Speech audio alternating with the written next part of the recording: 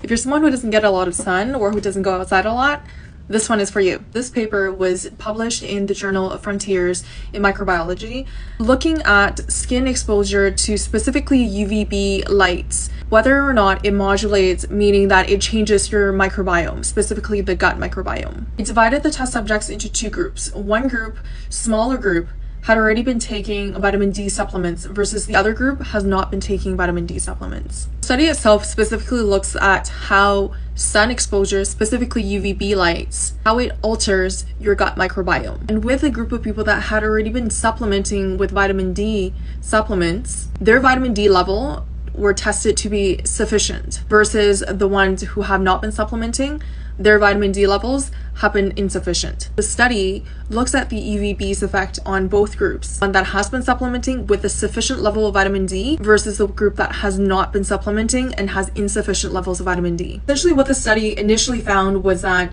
even healthy individuals with insufficient levels of vitamin D had a less diverse microbiome than the healthy individuals that had a sufficient level of vitamin D. And the study itself provided the test subjects with 3 UVB exposure sessions. They measured 3 days before and measured 3 days after of stool samples to test the microbiome diversity of these subjects. At the end of the study, what they found was the biodiversity in the vitamin D insufficient group had increased to the same level as the ones who were supplementing with vitamin D, who were sufficient in vitamin D to begin with. If you're able to get sun, please do. If not, consider supplementing with vitamin D in the winter, darker months. A diverse microbiome is so important when it comes to your mental health, your mood, the way you think, your cognitive capacity, as well as, of course, your physical health, your immune system, and how everything runs within the body.